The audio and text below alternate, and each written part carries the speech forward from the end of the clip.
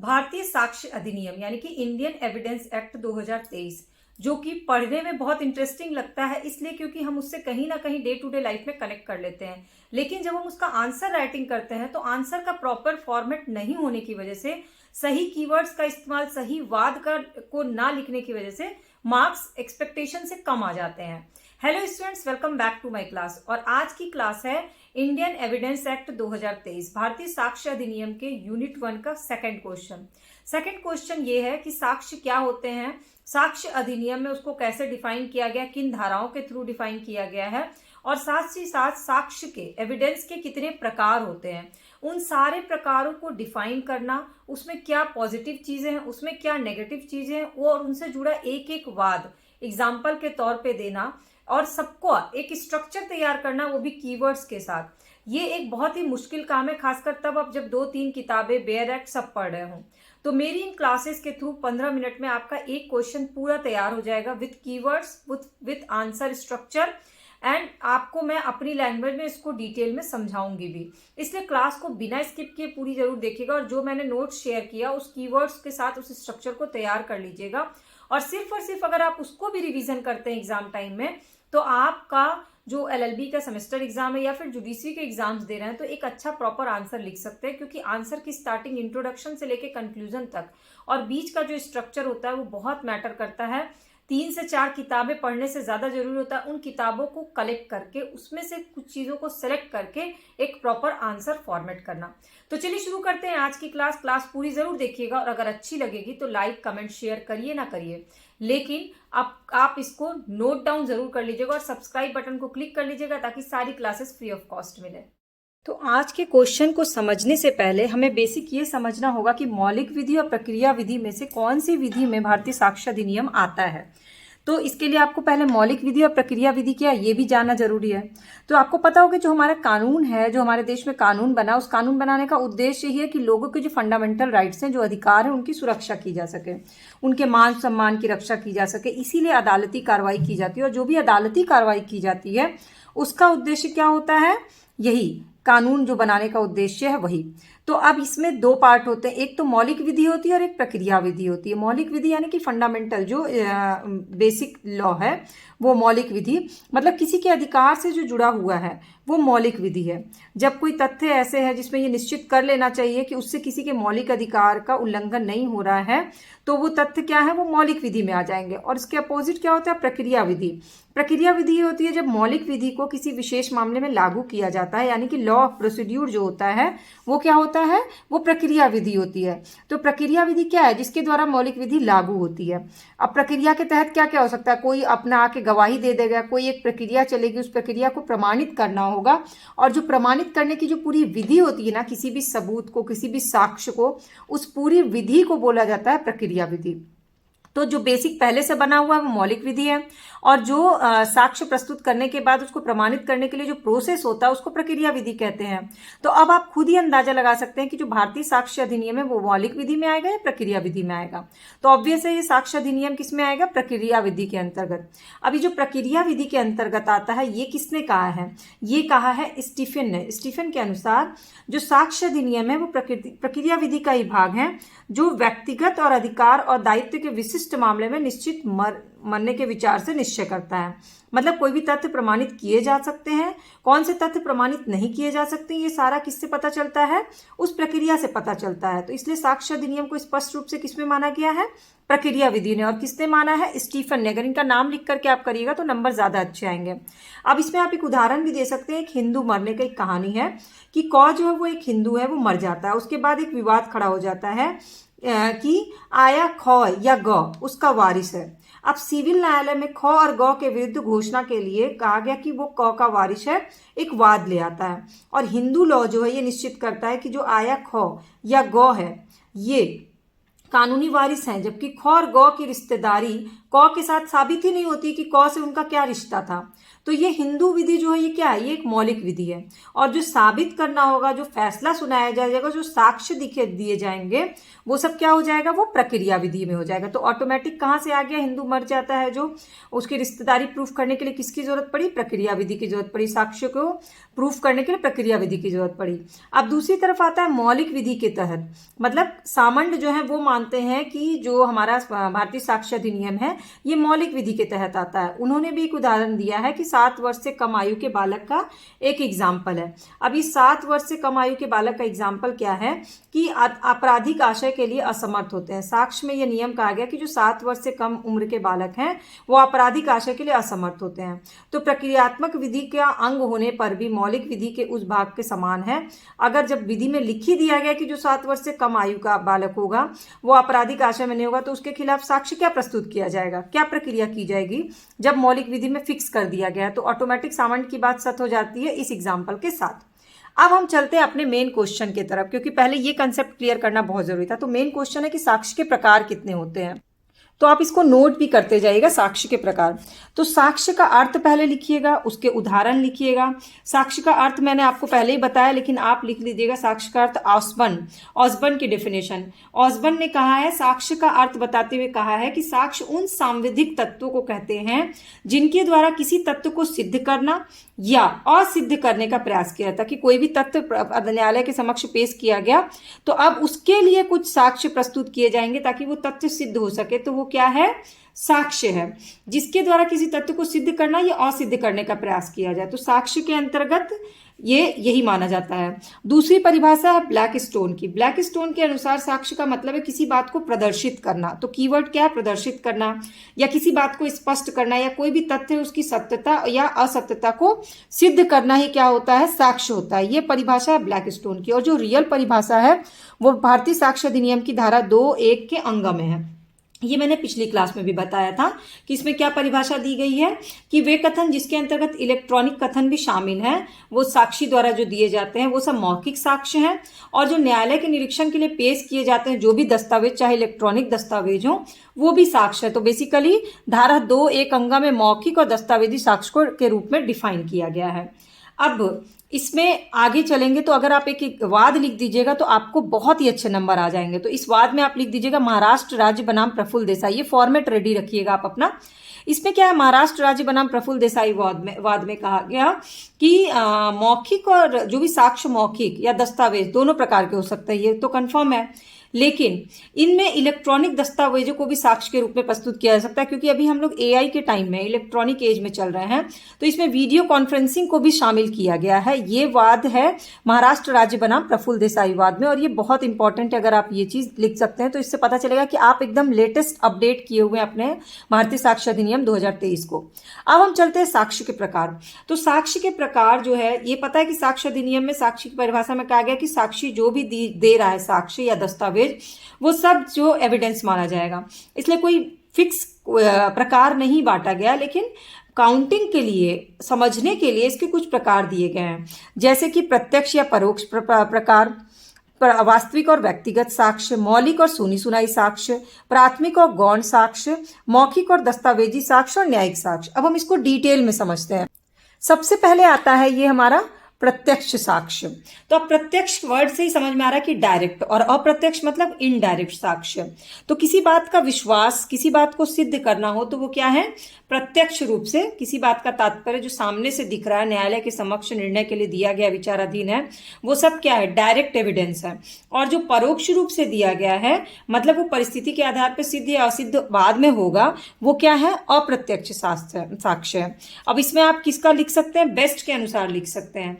Best का मतलब, best ने कहा है कि प्रासंगिक साक्ष्य का सहारा उन तथ्यों को सिद्ध करने के लिए लिया जाता है जिसको किसी अन्य प्रकार से सिद्ध करना संभव ना हो। जो सिद्ध करना संभव ना हो, ये बेस्ट ने कहा है, वो प्रत्यक्ष साक्ष्य है। क्योंकि वो डायरेक्ट दिख रहा है तो अब उसको सिद्ध करने की जरूरत क्या है। और प्रत्यक्ष साक्ष्य में केवल 2 तरह की त्रुटि हो सकती है, 2 तरह के गलत। एक तो अगर कोई गलत चीज बोल दे, यानी मिथ्या भाषण कर दे, भूल के कारण करे या जानबूझ के करे। कोई विटनेस है जो गलत बोल रहा है, गलत बात रख रहा है, इसमें आप एग्जाम्पल दे सकते सकते, वाद दे सकते हैं विलासिया हत्या केस। विलासिया हत्या केस में कहा गया कि मिथ्या भाषण अगर कर सकते हैं तो मिथ्या भाषण होगा, वो घटना मिथ्या नहीं हो सकती। जिस घटना के बारे में बात हो रही है वो घटना तो घटित हुई है, लेकिन उससे रिलेटेड जो फैक्ट उसने दिए वो गलत हो सकता है। दंड देने से पहले साक्ष्य का परीक्षण करना जरूरी है, और परीक्षण करने का एक चीज होता है कि आप कोर्ट से अपेक्षा की जाती है कि जो भी अभियुक्त है उसको अपनी बात प्रूफ करने का, अपने आप को निर्दोष सिद्ध करने का एक अवसर देना चाहिए, तभी वो प्रासंगिक साक्ष्य के आधार पर किसी व्यक्ति को दंडित करने के लिए ये दो बात ध्यान रखना बहुत जरूरी है। अगर कितनों भी डायरेक्ट आपको एविडेंस मिल जाता है कोर्ट को, लेकिन ये दो स्टेप फॉलो करने के बाद ही कोर्ट जो है वो डिसीजन दे सकती है। दूसरा आता है वास्तविक तथा व्यक्तिगत साक्ष्य। अब ये वास्तविक यानी रियल एंड पर्सनल एविडेंस क्या होता है? साक्ष्य या तो वास्तविक हो सकता है, या मतलब रियल हो सकता है, या पर्सनल हो सकता है। तो सभी भी तथ्य जो भी सामने से दिख रहे हैं, जो भी न्यायालय को पता होता है, वो सब क्या है? रियल एविडेंस है। और यदि साक्षी ने संकेत द्वारा या कोई भाव द्वारा, कुछ एक्सप्रेशन द्वारा या अपने मुंह से कोई भी बात बोली है तो वो क्या है? वो पर्सनल एविडेंस है, वो उसका पर्सनल है। मतलब जो वास्तविक साक्ष्य है वो ज्ञानेंद्रियों से संबंधित नहीं है, जबकि जो पर्सनल साक्ष्य वो ज्ञानेंद्रिय द्वारा दिए गए एक्सप्रेशन और हाव भाव से समझ में आते हैं। तो वास्तविक साक्ष्य जो होते हैं ना, उनको हम लोग प्राकृतिक साक्ष्य भी कहते हैं, नेचुरल एविडेंस। कोई कोई विधि शास्त्र तो ऐसे साक्ष्य को तात्कालिक साक्ष्य भी कहते हैं। तो आपको इसमें किसी तरह का कोई डाउट नहीं होना चाहिए। अब जैसे वास्तविक साक्ष्य है, मान लीजिए किसी का हत्या हुआ, हत्या के मुकदमे में हथियार जिनसे हत्या की गई है, जो भी छुरा है, बंदूक है, वो दिया गया, तो वो वास्तविक साक्ष्य माने जाएंगे। लेकिन अगर मान लीजिए किसी कारण से न्यायालय के समक्ष वो प्रस्तुत नहीं किया जा सका, तो न्यायाधीश या ज्यूरी मेंबर उस घटना स्थल पे जाकर के उस वास्तविक साक्ष्य को देखेंगे, तब भी वो वास्तविक साक्ष्य ही कहा जाएगा। ठीक, ये आप एग्जाम्पल दे सकते हैं। अब आता है मौलिक तथा सुना सुनाया साक्ष्य, यानी ओरिजिनल एंड हियर से एविडेंस। तो साक्ष्य का तीसरा वर्गीकरण ये माना जाता है। मौलिक साक्ष्य वो होते हैं जो साक्षी ने खुद देखा है, देखकर या सुनकर, अनुभव करके, और न्यायालय को इसका पूरा डिटेल बताया है। और सुना सुनाया साक्ष्य, इसके अपोजिट जब जाएंगे तो सुना सुनाया यानी अभौतिक साक्ष्य है, जिसको साक्षी ने देखा नहीं है, और जो भी वो सुना रहा है वो किसी और से सुनकर उसने आकर के बताया है। तो इससे बेसिक अंतर दोनों में आपको पता चल जा रहा है। उदाहरण के लिए मान लीजिए क ने ख के विरुद्ध एक कोई लेख प्रकाशित किया, और इस प्रकाशन में ख ने क से क्षतिपूर्ति वसूल करने के लिए वाद दायर किया। अब ग जो है वो एक साक्षी है। ग ने कहा कि उसने खुद उस लेख को देखा है, उस लेख को पढ़ा है जिसमें ख के विरुद्ध अपमानजनक बातें लिखी गई, जो लेख छपा है। तो ये क्या है? मौलिक साक्ष्य माना जाएगा। लेकिन अगर ग ने उस लेख को देखा नहीं है, उस लेख को पढ़ा नहीं है, और सिर्फ उसके किसी मित्र च या छ ने उसको ये बात बताई है कि हमने एक छपी छपाई ऐसा एक लेख पढ़ा है, और इस आधार पे वो जाकर के केस दर्ज कर देता है, तो ये क्या हो जाएगा? ये सुना सुनाया साक्ष्य हो जाएगा, ना कि ये मौलिक साक्ष्य होगा। तो अंतर आपको समझ में आ जाना चाहिए। अब इसके बाद आता है प्राथमिक तथा गौण साक्ष्य, यानी प्राइमरी और सेकेंडरी एविडेंस। तो कभी कभी क्या होता है, किसी कारण से जो प्राथमिक दस्तावेज होते हैं, मौलिक दस्तावेज, प्राइमरी दस्तावेज जो होते हैं, वो न्यायालय के सामने नहीं आ पाते हैं। तो मौलिक दस्तावेज या तो कोई नष्ट कर देता है, या गलती से मान लीजिए कोई बहुत पुराना जमीन का केस चल रहा है और वो मेन जो आपका प्राइमरी डॉक्यूमेंट्स था वो खो गया है या कहीं दूर स्थान पे है, तो ऐसे में न्यायालय ये आदेश देता है कि ठीक है, आप उसकी एक फोटोकॉपी स्वीकार कर लेंगे हम, आप उसकी एक फोटोकॉपी ले आइए। तो जो आप फोटोकॉपी लाते हैं वो क्या हो जाता है? वो गौण साक्ष्य हो जाता है। यानी ये कंडीशन कब आती है? जब मौलिक दस्तावेज नष्ट हो जाता है। इसके बाद आता है मौखिक और दस्तावेजी साक्ष्य, यानी ओरल और डॉक्यूमेंट्री एविडेंस। तो मौखिक साक्ष्य में मतलब होता है इलेक्ट्रॉनिक रूप में दिए गए कथन, वो सब क्या आते हैं? मौखिक साक्ष्य आते हैं। यानी जो भी आपने मुंह से कह के बोला है वो सब क्या है? मौखिक साक्ष्य है। और न्यायालय ने इसको स्वीकृति भी दे दी है, क्योंकि वो मुकदमे से संबंधित है, जो भी आपने मौखिक साक्ष्य दिए हैं। और दस्तावेजी साक्ष्य यानी डॉक्यूमेंट्री एविडेंस होते हैं, जिनका आप इलेक्ट्रॉनिक या डिजिटल रूप में न्यायालय के सामने लाते हैं, वो आपके डॉक्यूमेंट्री एविडेंस हो जाते हैं। जैसे कोई जमीन का ही केस है, तो उसमें क्या हुआ, किसी ने मौखिक रूप से कहा कि हमें ये पता है कि इस फैमिली का ये जमीन है, और किसी ने पूरा दस्तावेज डॉक्यूमेंट लाया, तो ये दोनों में अंतर हो जाता है। इसमें आप एक वाद लिख सकते हैं, मुरारका प्रॉपर्टीज बनाम बिहारी लाल मुरारका। अब ये मुरारका प्रॉपर्टीज और मुरारका प्रॉपर्टीज और बिहारी लाल मुरारका का जो वाद है, ये इंपॉर्टेंट है आपके लिए, क्योंकि इसमें ना कहा गया है कि किसी भी प्रकरण में यदि दस्तावेजी साक्ष्य उपलब्ध हो तो उस दिशा में मौखिक साक्ष्य को कोई महत्व नहीं दिया जाएगा। अगर डॉक्यूमेंट है तो मौखिक साक्ष्य की इंपॉर्टेंस महत्व नहीं है, इंपॉर्टेंस नहीं है, इसलिए ये केस आपके लिए इंपॉर्टेंट हो जाता है और इसको लिखने से आपके नंबर भी बहुत अच्छे आएंगे, इसलिए इसको नोट डाउन कर लीजिएगा। इसके बाद छठा आता है न्यायिक साक्ष्य। अब ये जो न्यायिक साक्ष्य है उसके अंतर्गत क्या आता है, तो न्यायिक साक्ष्य में जब न्यायालय के समक्ष कोई विवाद आता है तो प्रश्न निर्णय के लिए आता है कि विवाद का एक पक्षकार किसी बात को अपने पक्ष की पुष्टि के लिए कहता है और विवाद का दूसरा पक्ष उसका विरोध करता है और उसको असत्य सिद्ध करने की कोशिश करते रहता है। तो न्यायालय के समक्ष जो वाद प्रस्तुत किया गया, न्यायालय इसमें कंफ्यूज हो जा सकती है कि मुकदमे में दोनों पक्षकारों में से कौन सा तथ्य सही है। तो अब इसमें क्या होता है, तथ्यों के प्रति कोई भी पक्षकार जो भी बात अपनी बोल रहा है उसके लिए अगर अपने वो सबूत पेश नहीं करता है तो उसको ऑटोमेटिक उसकी बात क्या हो जाती है, गलत हो जाती है। इसीलिए न्यायालय के समक्ष जो है वो सबूत या साक्ष्य पेश करना जरूरी होता है, जो कि आपने फिल्मों में भी देखा होगा कि सबूतों के आधार पर ही न्यायिक निर्णय लिए जाते हैं और इन्हीं सबूतों को क्या कहा जाता है, न्यायिक साक्ष्य कहा जाता है, जब न्यायालय को उन तथ्यों का सही मायने में ज्ञान हो जाता है। अब न्यायिक साक्ष्य के बाद आता है सकारात्मक या नकारात्मक साक्ष्य। ये तो आपको वर्ड से ही समझ में आ गया होगा कि सकारात्मक साक्ष्य क्या होते हैं और नकारात्मक साक्ष्य क्या होते हैं। तो ऐसे साक्ष्य जो किसी तथ्य को साबित कर देते हैं वो सकारात्मक साक्ष्य होते हैं और जो तथ्य को साबित ना कर सकते हैं वो नकारात्मक साक्ष्य होते हैं। तो सामान्यतः जो नकारात्मक साक्ष्य होते हैं वो अच्छे साक्ष्य नहीं होते हैं, क्योंकि इससे क्या होता है, केस का भटकाव होता है। अब हम चलते हैं कुछ वाद में। वाद लिखना बहुत जरूरी है आपके लिए, क्यों, क्योंकि इससे आपके नंबर अच्छे आते हैं। तो ज्यादा वाद लिखने की जरूरत है क्योंकि बहुत ज्यादा रटना पड़ता है। जो इंपॉर्टेंट है वो लिख लीजिए। पहला है गणपत पांडुरंग धोनगड़े बनाम निरुपति पांडुरंग। अब निरुपति पांडुरंग और गणपत पांडुरंग का केस था, ये बंबई उच्च न्यायालय का था। इसमें कहा गया कि किसी दस्तावेज की जीरोक्स कॉपी निकालने की प्रक्रिया में धोखेबाजी होने की गुंजाइश होती है, इसीलिए अगर कोई भी फोटोकॉपी देता है तो ये द्वितीयक साक्ष्य के रूप में माना जाएगा, प्राथमिक साक्ष्य नहीं माना जाएगा। ये इस केस में कहा गया। दूसरा है राकेश मोहिंदर बनाम अनीता बेरी। इस वाद में क्या है, राकेश मोहिंदर बनाम अनीता बेरी इसमें इस वाद में कहा गया है, उच्चतम न्यायालय ने कहा कि द्वितीयक साक्ष्य की प्रस्तुतिकरण के लिए एक पहले से प्री कंडीशन होगी, एक पूर्व शर्त होगी, और वो शर्त ये होगी कि कोई भी फोटोकॉपी तभी पेश कर सकता है जो प्राथमिक साक्ष्य हो वो नष्ट हो गए, वो खत्म हो गए, तभी उसको प्रस्तुत किया जा सकता है। ये केस है राकेश मोहिंदर बनाम अनीता बेदी। और तीसरा केस जो है वो है शिवाजी साहब राव बनाम महाराष्ट्र राज्य केस। अब शिवाजी साहब राव बनाम महाराष्ट्र केस में क्या कहा गया है कि दोषी हो सकता है और दोषी है में एक विभेद होता है। अब दोनों में विभेद क्या है, इसको आप कैसे डिफाइन करिएगा।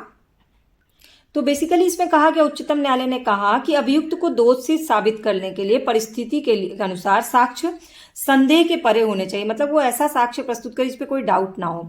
और इस संबंध में वो मे बी गिल्टी यानी दोषी हो सकता है और दोषी है यानी शेल में विभेद की पूरी तरह से ध्यान में रखा जाएगा। जो भी तथ्य उसमें जोड़े घटा गए हैं उसमें ये चीज ध्यान रखी जाएगी, इसलिए ये शिवाजी साहेब राव बनाम महाराष्ट्र राज्य केस होगा। अब लास्ट में आपको क्या करना है, मूल्यांकन करना है, यानी कि निष्कर्ष लिखना है। तो निष्कर्ष में आप लिख सकते हैं कि शपथ पर साक्ष्य को अमान्य या मिथ्या कहने वाले पक्षकार का यह दायित्व हो जाता है कि वो अगर मिथ्या लग रहा है कि दूसरा पक्षकार गलत तथ्य बोल रहा है तो उस तथ्य को प्रूफ करे कि वो गलत बोल रहा है। दूसरा, न्यायालय को साक्ष्य का मूल्यांकन करना पड़ता है, चाहे दोनों तरफ से कोई भी पक्ष साक्ष्य रख रहा हो, दोनों का ही मूल्यांकन करना होता है। साक्ष्य किस सूत्र से प्राप्त किया गया ये देखा जाता है। साक्षी जो है, जो गवाह दे रहा है, वो किस प्रकार का है, वो समाज का एक सुनिश्चित और प्रतिष्ठित व्यक्ति है कि नहीं, उसकी जो अभियुक्त है उससे मित्रता है या दुश्मनी है, वो विश्वसनीय है कि नहीं, कहीं वो पेशेवर साक्षी तो नहीं है कि ऐसा तो नहीं वो गवाही दे करके इसके बदले में पैसा लेता है। ये सब काम जीरह से पहले न्यायालय जो होता है वो इसका मूल्यांकन करती है। और फिर साक्ष्य अधिनियम में ये नहीं बताया गया कि किसी तथ्य को सिद्ध करने या सिद्ध करने के लिए या मिथ्या सिद्ध करने के लिए कितने साक्ष्य की जरूरत है। हो सकता है एक ही बार में मिथ्या सिद्ध हो जाए, हो सकता है 10 फैक्ट रखने के बाद भी मिथ्या सिद्ध ना हो। तो ये काम पक्ष और विपक्ष दोनों के निष्कर्ष को दोनों के आधार पर निकलता है, और निष्कर्ष निकालने के लिए न्यायाधीश जो अपनी मनमानी नहीं कर सकता, इसलिए साक्ष्य के आधार पर या साक्ष्य पे जो संकेत मिले हैं उसके आधार पर वो निर्णय देता है। और ये निर्णय जो होता है दीवानी और आपराधिक दोनों प्रकार की कार्रवाई में एक जैसी होती है। तो ये आपका कंक्लूजन होना चाहिए, यानी कि मूल्यांकन होना चाहिए। अब आपको कोई भी डाउट रह गया हो, साक्ष्य किसे कहते हैं, कहाँ डिफाइन किया गया है, साक्ष्य की परिभाषा किस किस ने दी है, क्या क्या परिभाषा दी है, साक्ष्य जो है वो मौलिक विधि में आता है या प्रक्रिया विधि में आता है, और साक्ष्य के कितने प्रकार हैं, और 3 से 4 इंपॉर्टेंट वाद, और उसको निष्कर्ष कैसे लिखना है, इससे रिलेटेड इस स्ट्रक्चर में कोई डाउट रह गया हो तो नीचे कमेंट सेक्शन में पूछिएगा। आप ये क्लासेस कहाँ से देख रहे हैं नीचे कमेंट सेक्शन में अपने नाम और अपनी लोकेशन ज़रूर शेयर करिएगा। और अगर आपको क्लासेस फ्री ऑफ कॉस्ट देखनी है, वो भी कोई भी क्लास मिस ना हो, तो चैनल के सब्सक्राइब या फॉलो बटन को क्लिक कर लीजिएगा। अगर आप LLB कर रहे हैं या फिर जुडिशरी की तैयारी कर रहे हैं, दोनों ही कंडीशन में ये क्लासेस आपके लिए बहुत यूजफुल होगी। और चैनल के प्लेलिस्ट पे ऑलरेडी ढेर सारी क्लासेस सेमेस्टर 1, 2, 3 की अपलोडेड है, आप चाहें तो उसको जा करके देख सकते हैं, जिसकी प्लेलिस्ट मैंने ऑलरेडी शेयर की हुई है। तो चलिए फिर मिलेंगे हम अगली क्लास में, भारतीय साक्ष्य अधिनियम 2023 के अगली क्लास में, और तब तक आप बाकी की क्लासेस देखते रहिएगा।